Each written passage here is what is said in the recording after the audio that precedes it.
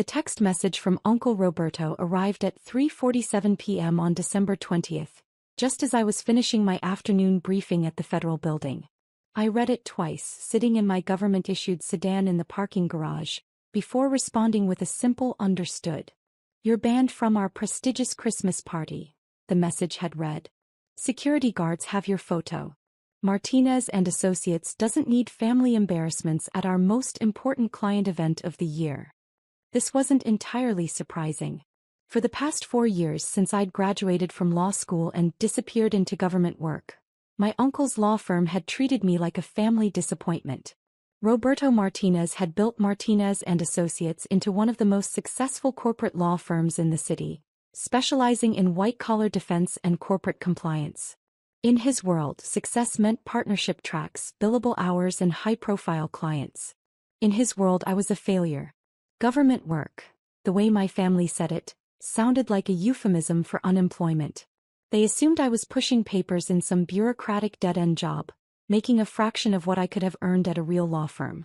My cousin Diego, Roberto's son, never missed an opportunity to remind me that first-year associates at Martinez and Associates made more than most government lawyers ever would. The Christmas party was their annual showcase, an opportunity to wine and dine their most important clients in the penthouse event space of the Meridian Tower. 500 guests, open bar, live jazz quartet, and enough networking opportunities to sustain the firm's business development for the entire following year. I wasn't surprised to be excluded. What did surprise me was the security detail. I drove home to my modest apartment in Arlington, the same one-bedroom place I'd been renting since law school.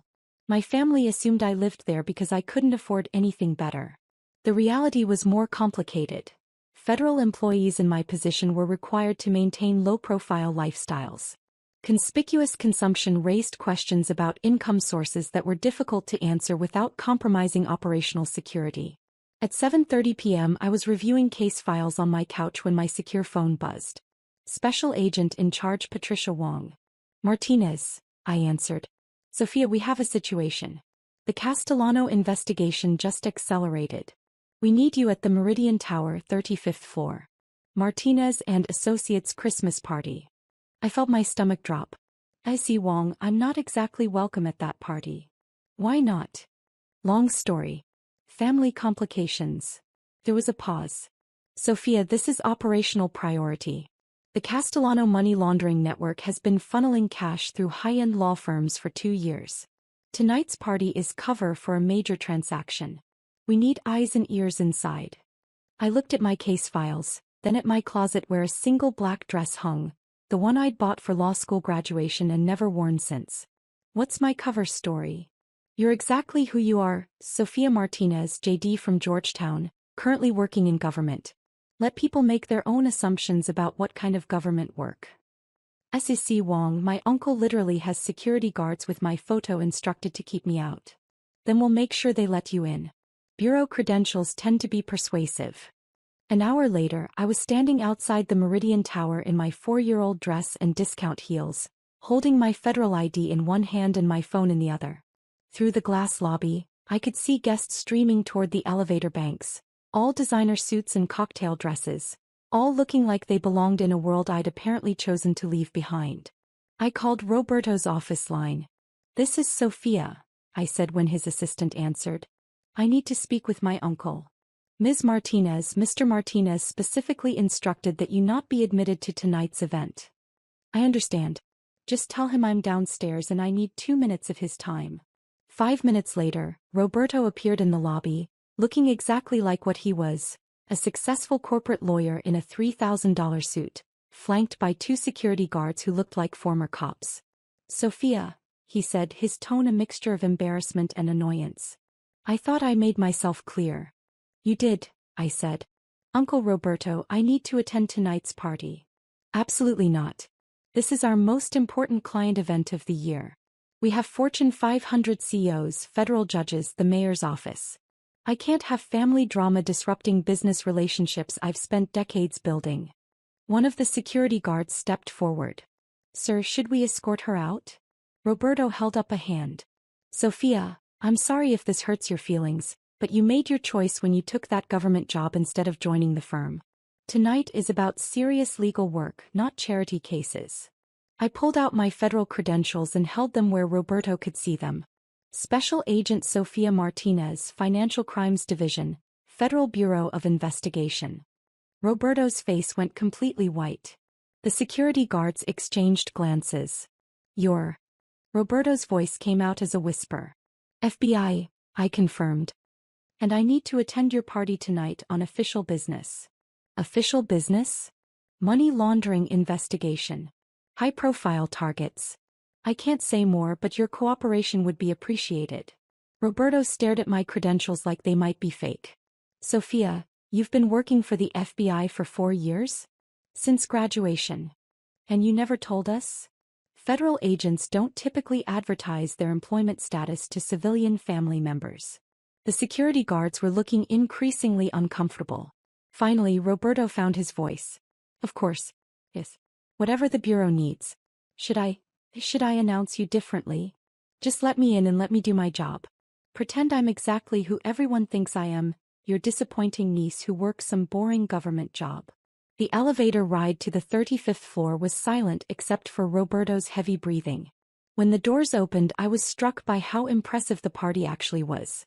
Floor-to-ceiling windows overlooking the city, crystal chandeliers, enough food and alcohol to cater a wedding, and exactly the kind of high-end networking event that made Martinez and Associates one of the most successful firms in the region.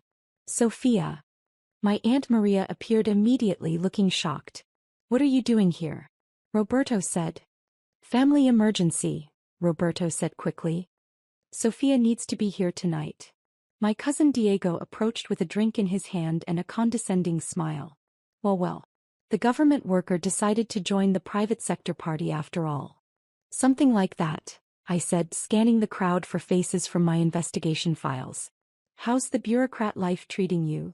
Diego continued. "Still pushing papers at the Social Security Administration?"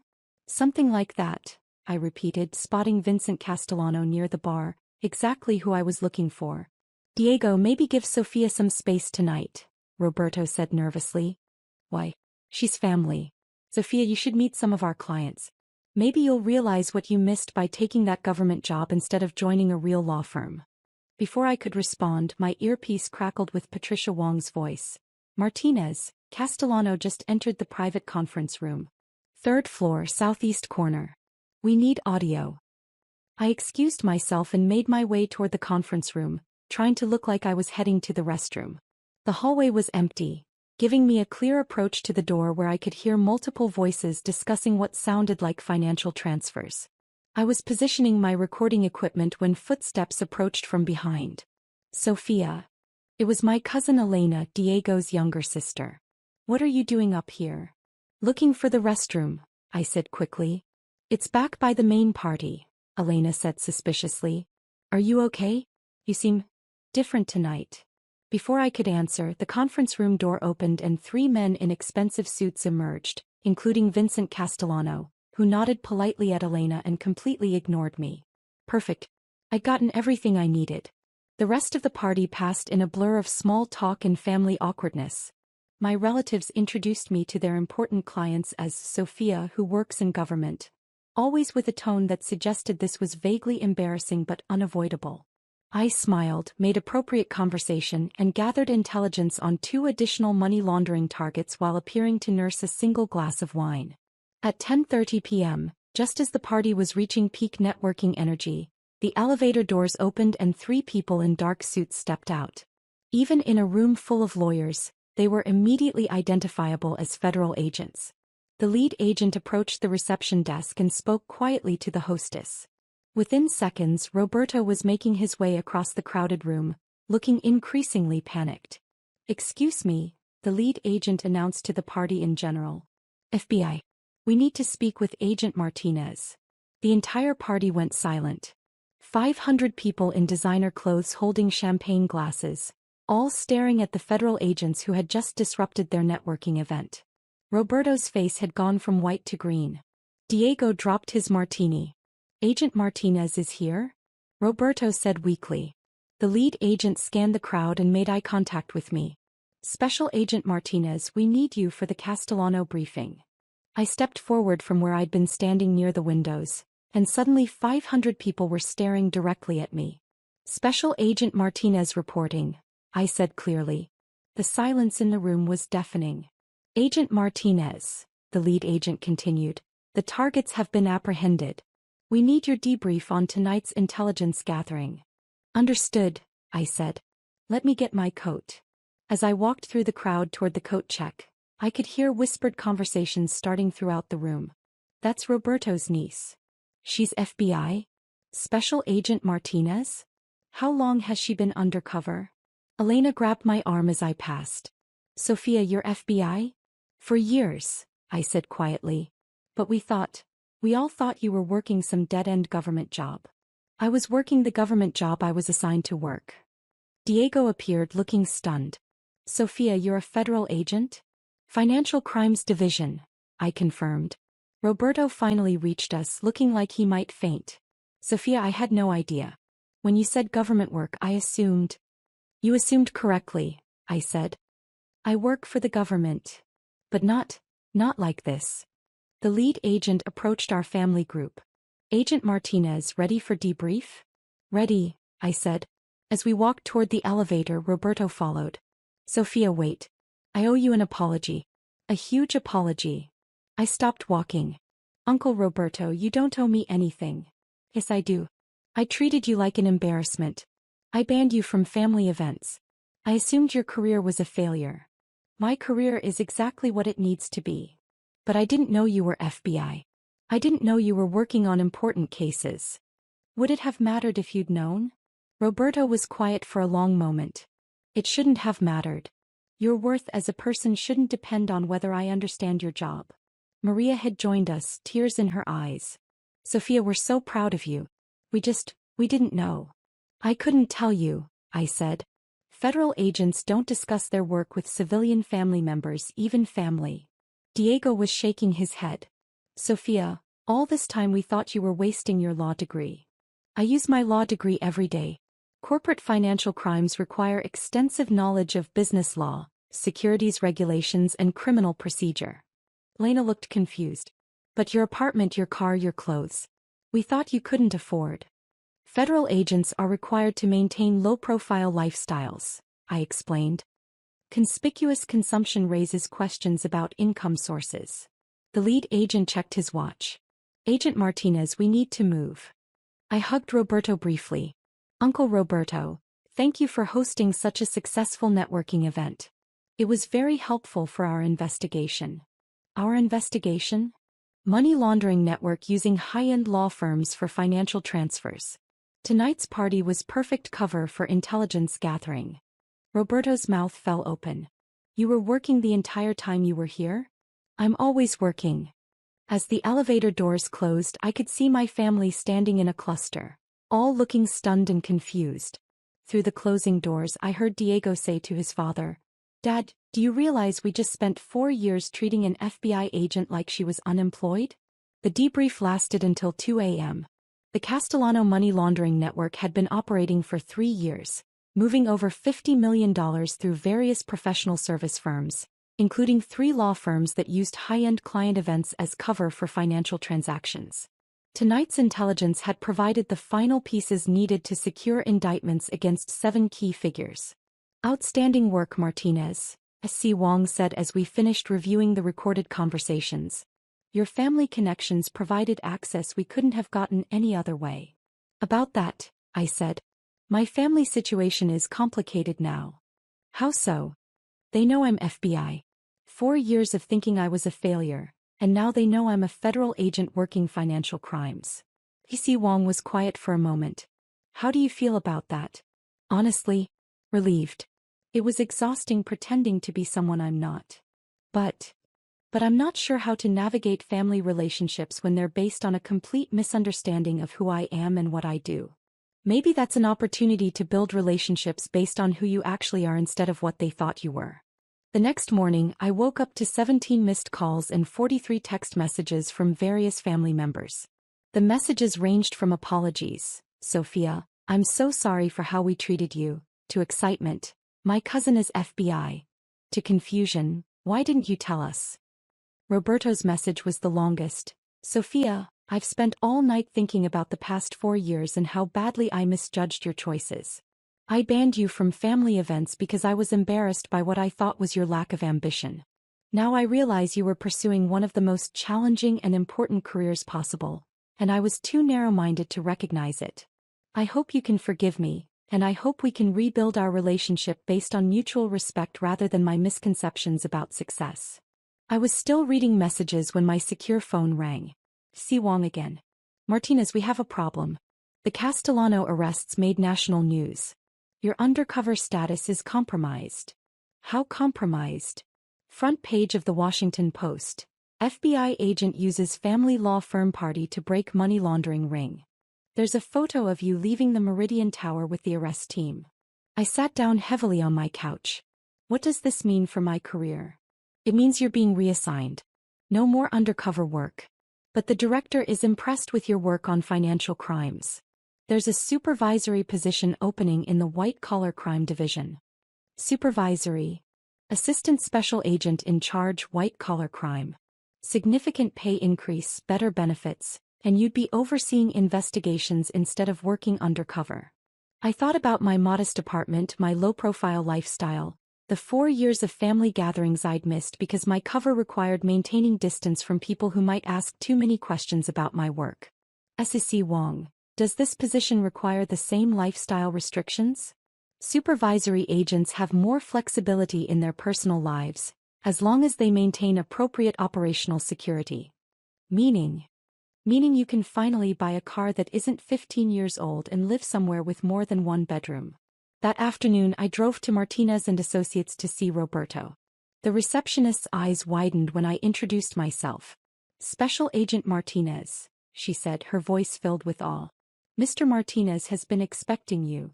Roberto's corner office overlooked the city, with law books lining every wall and framed photographs of him with various judges and politicians.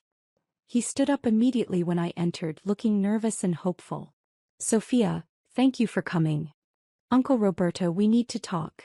Yes, we do. First, I owe you the apology of a lifetime. You already apologized last night. Not sufficiently. He gestured to the chairs across from his desk. Sophia, I spent 4 years treating you like a disappointment because your career choices didn't match my narrow definition of success. I sat down, still wearing my federal credentials clipped to my suit jacket. You thought I was wasting my law degree. I thought you were afraid to compete in the private sector.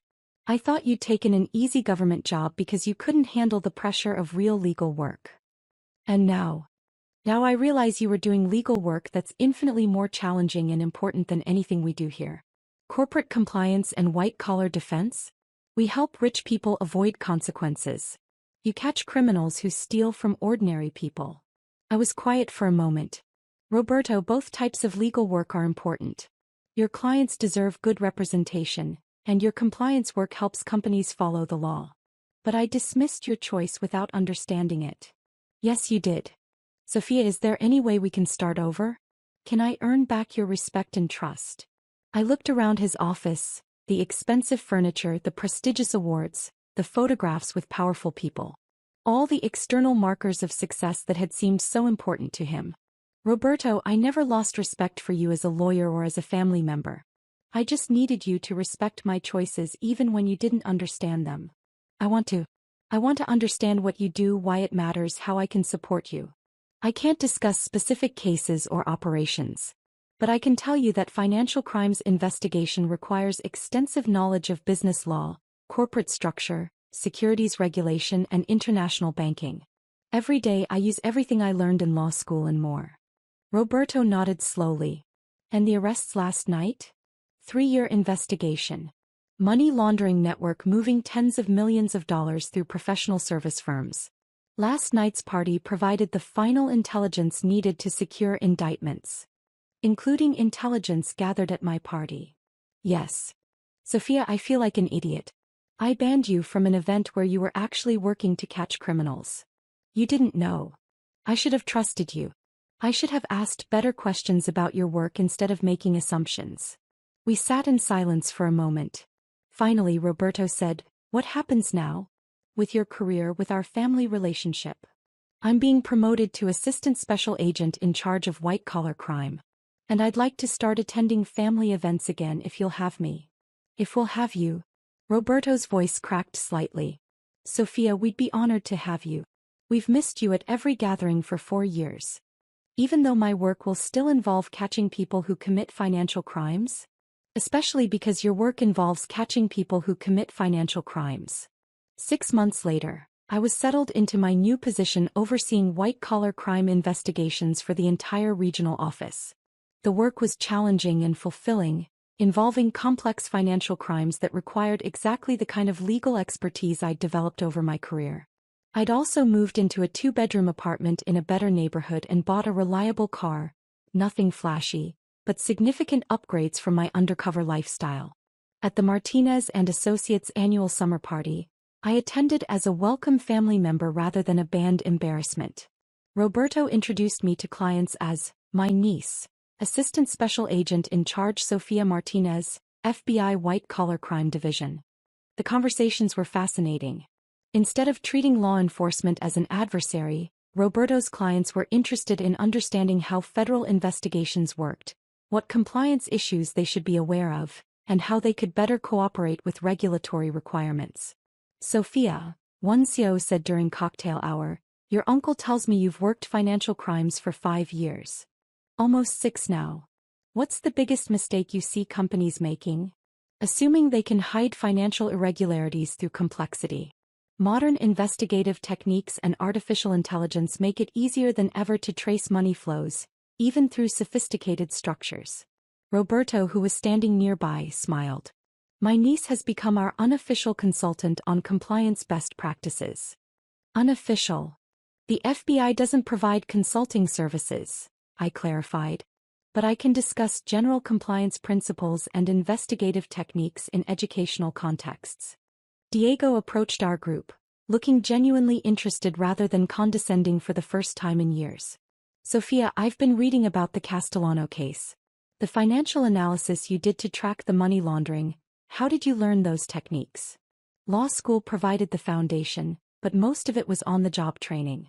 Financial crimes investigation combines legal analysis, accounting principles, computer forensics, and traditional detective work. It sounds incredibly complex. It is. That's what makes it interesting. Elena joined us, holding her infant daughter. Sophia, I want Anna to grow up knowing she can pursue any career that challenges her, whether it's traditional or unconventional. The most important thing is finding work that matches your skills and values, I said, taking Anna's tiny hand. Success isn't about external recognition. It's about making a meaningful contribution. Roberto raised his wine glass.